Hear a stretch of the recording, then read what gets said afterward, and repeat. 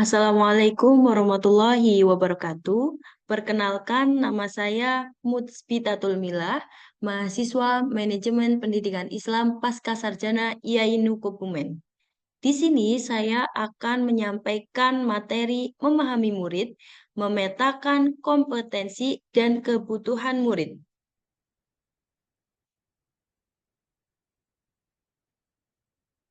Apakah Bapak Ibu pernah berpikir berapa persen siswa yang penuh terlibat dalam pembelajaran? Seandainya Bapak Ibu bisa membaca pikiran siswa, maka mungkin Bapak Ibu akan terkejut melihat berapa banyak murid yang terlibat penuh dalam pembelajaran. Dari mana Bapak Ibu mengetahui siswa yang tidak terlibat penuh dalam pembelajaran? Satu, perhatian yang tidak terfokus. Dua, pandangan kosong. Tiga, murid yang nampak tidak memahami bahan ajar. Apa penyebabnya? Guru perlu melakukan penyesuaian pembelajaran dengan kebutuhan dan karakteristik murid. Tanggung jawab seorang guru yaitu membantu murid memahami materi ajar dan menguasai keterampilan sesuai dengan kompetensi yang diharapkan.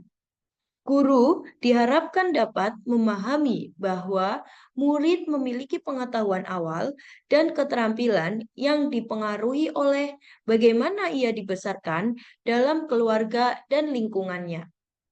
Oleh karena itu, setiap siswa adalah individu yang unik. Apa tugas guru setelah mengetahui setiap siswa adalah unik? Yaitu mengenali karakteristik dan kebutuhannya agar dapat mengembangkan potensinya. Apa itu kebutuhan belajar murid? Kebutuhan belajar adalah jarak atau kesenjangan antara sasaran belajar yang ingin dicapai dengan kondisi real murid saat ini. Adapun tiga faktor yang mempengaruhi kebutuhan belajar siswa. Yang pertama, yaitu pengetahuan. Kedua, yaitu keterampilan. Dan yang ketiga, yaitu ketertarikan. Ilustrasi. Guru memberi tugas membuat poster. Lalu, ada beberapa siswa yang tidak tuntas. Si A karena tidak bisa menggambar, si B karena tidak bisa membuat kata-kata, dan si C karena kehabisan waktu. Si C bingung, apa bedanya poster dengan selebaran? Apa yang bisa diambil dari ilustrasi di depan? Sebaiknya guru mengenali pengetahuan awal murid-murid tentang topik poster atau topik pembelajaran tersebut. Mengidentifikasi keterampilan dan minat murid terkait kompetensi membuat poster. Si C ternyata belum memiliki pengetahuan yang cukup tentang apa itu poster. Si B ternyata keterampilan bahasanya terbatas. Dan si A ternyata tidak memiliki minat dalam hal menggambar sehingga kurang antusias.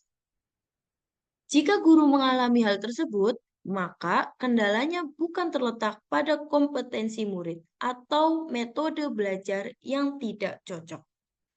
Guru hanya perlu mengetahui pemahaman awal murid tentang poster agar bisa memetakan kebutuhan belajar mereka.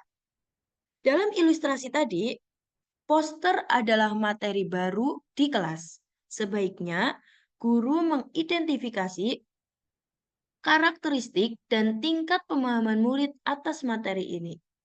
Karena membuat poster akan melibatkan kemampuan berkreasi visual dan keterampilan bahasa.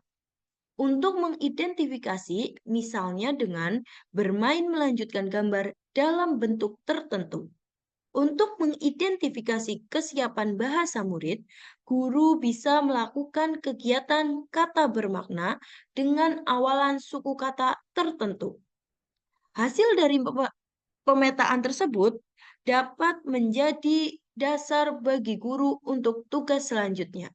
Apakah pembuatan poster dilakukan secara individu atau berkelompok? Lalu, berapa lama durasinya? Harapannya, siswa dapat mengambil peran secara lebih aktif.